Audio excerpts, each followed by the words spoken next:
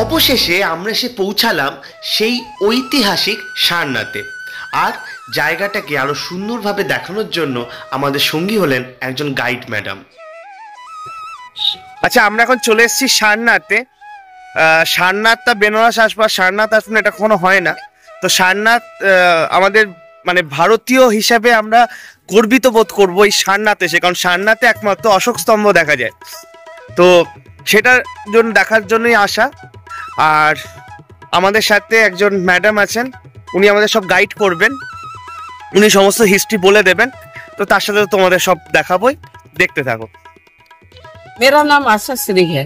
आज से 26 वर्ष पहले इस स्थान का नाम था मृग दायवन। मृग मतलब हिरन, डियर, वन मतलब जंगल।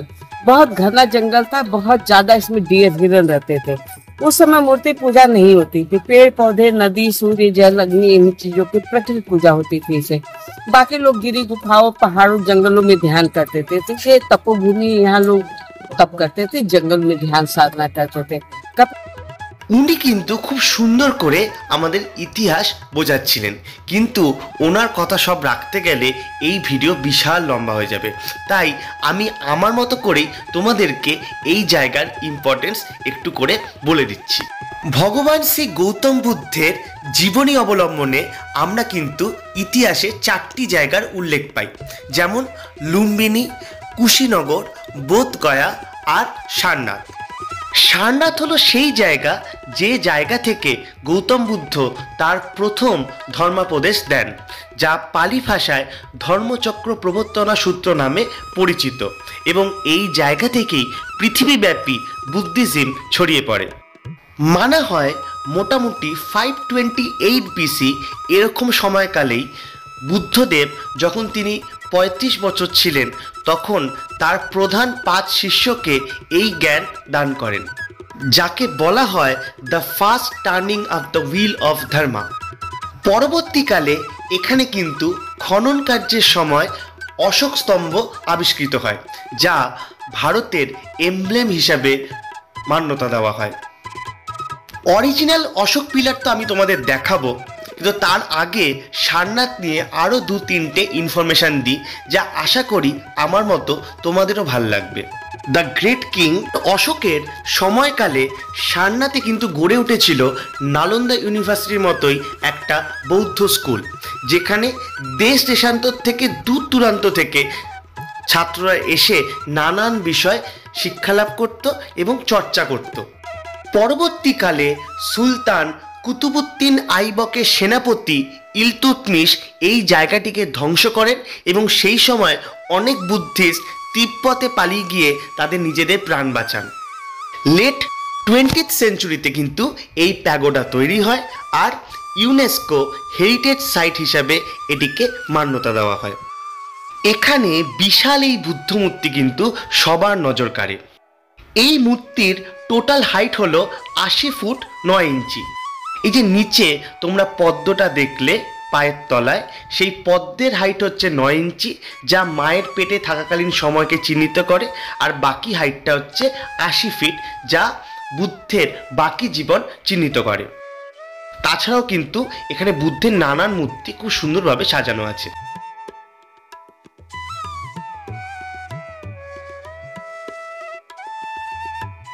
भी कहते थे सत्यता के सहारे चलने वाले, मतलब काल्पनिक चीजों के नहीं कि मान लो, मतलब जो जीवन में मतलब वो प्रयोग में हो रहा है उसको कल्पना नहीं कि हाँ बस मान लो। कि सत्यता के सहारे, सच के सहारे चलने वाले तथागत, इनका तथागत का दम पूरी दुनिया में गया, चाइना में भी। तो तथा बुद्ध के बताए हुए मार्ग पे चलकर इन्हीं अरहंत भिक्षु हो गए थे, फिर इनका नाम था। अरहंत भिक्षु हो गए थे, तो जब गांव में जाते थे भिक्षा करने के लिए, फिर जंगल में जो कुछ फल फूल मिलते थे बूंद कर लेके जाते थे, उस गांव के बच्चों में बांटते थे, उनसे अच्छी अच्छी बातें करते थे। बड़े लोग भी सुनते थे, अच्छी बातें सुनते थे, एंजॉय करते थे। इतनी अच्छी बात होते कि सब लोग बहुत अच्छा लगता था। इसलिए इनको देखते ही बच्चे हैप्पी हो जाते थे, लाफिंग भाषा आ गई। ये फेंगशुई है। हाँ, ये सिंदूरी फूल है, इसे सिंदूरी फूल कहते हैं। इससे सिंदूर बनता है, ओरिजिनल सिंदूर जो आप लगाइए ना कलर, नारंगी बनता है। हाँ, नारंगी colour, orange colour, orange colour बिल्कुल होता है, ऑरेंज कलर होता है। हाँ, रेड नहीं होता, मतलब मेटिश ही दूध। अरे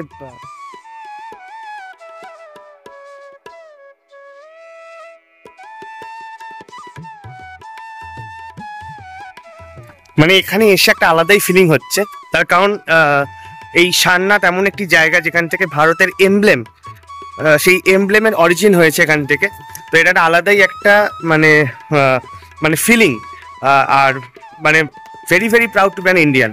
তো এইখানে মা আর মামি এখানে আসলো না, আসলে মার তো অনেকবার আগে দেখা, তো ওই মার বললো একটু শরীরটা খারাপ লাগছে, অনেকক্ষণ ঘুরে টুরে মা গেল, আর মার সাথে মামি বসে গেছে। ভাবলাম না আমি তাহলে একা গিয়ে একটু দেখেই আসি, চলো তোমাদেরকেও দেখাবো। এখানে ফটো অ্যালাউড, এটা একটা ভালো জিনিস। এই সেই ঐতিহাসিক অশোক স্তম্ভ, যা 1950 সালে আমাদের ন্যাশনাল এমব্লেম হিসেবে বেছে নেওয়া হয়। এই স্তম্ভের একদম ওপরে দেখা যায় 4টে সিংহকে, যা শক্তি, সাহস, আত্মবিশ্বাস এবং গর্বের প্রতীক। আর মাঝে দেখা যায় আরও 4টি প্রাণীকে, তার মধ্যে হাতি বুদ্ধদেবের আদিকালকে চিহ্নিত করে। তিনি ছিলেন বৃষ রাশি, তাই বৃষ অর্থাৎ ষাঁড়কে দেখা যায়। ঘোড়া মানে তার জীবন যেভাবে প্রগতি হয়েছে সেই ঘোড়াকে দেখা যায়। আর দেখা যায় সিংহ, তিনি যেভাবে জ্ঞান অর্জন করেছেন সেটাকে সিংহের সাথে তুলনা করা হয়। এই মিউজিয়ামে তোমরা কিন্তু অশোক স্তম্ভ ছাড়াও দেখতে পাবে ধর্মচক্র, যা আমাদের পতাকায় ছেপে আছে। তাছাড়াও তোমরা এই মিউজিয়ামে পাবে এক্সকাভেশনে উঠে আসা নানান মূর্তি, যা দিয়ে সেই সময়কার হিস্ট্রি কিন্তু তোমরা খানিক হলেও বুঝতে পারবে। তবে তোমরা এই জায়গায় একবার না আসলে এই গুসবাম্পস এফেক্ট কিন্তু ফিল করতে পারবে না।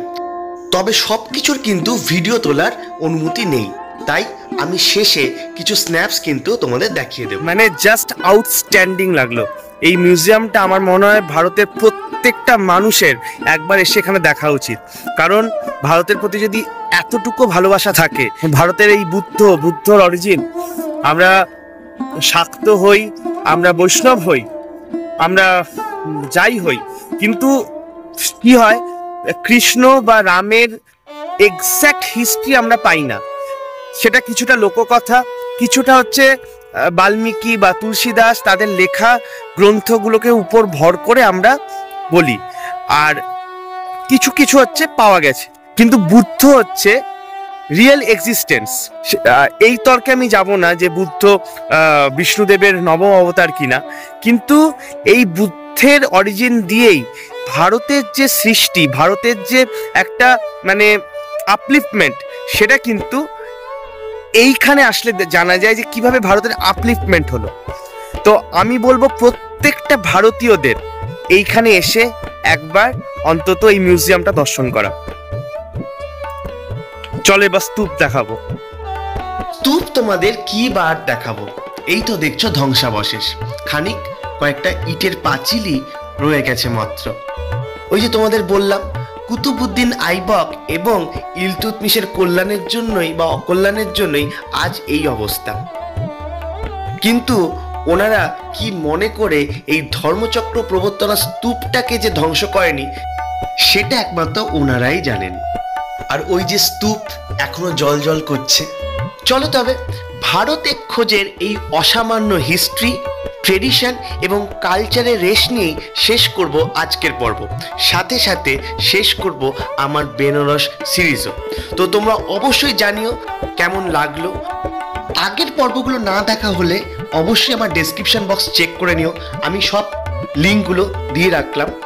আর এই ভিডিওটা কেমন লাগলো আমাকে জানিও, ভালো লাগলে লাইক করো, কমেন্ট করে তোমাদের মতামত জানিও, আরও কিছু দেখানো বাকি রইল কিনা সেটাও বলো। আর যারা এখনো সাবস্ক্রাইব করনি তারা কিন্তু সাবস্ক্রাইব করে নিও, এটা তোমাদের কাছে একান্ত অনুরোধ রইল। খুব শিগগিরই ফিরবো নতুন একটা গল্প নিয়ে। তবে এখানেই শেষ করলাম, এই মন্ত্রেই শেষ করি, বুদ্ধং শরণং গচ্ছামি।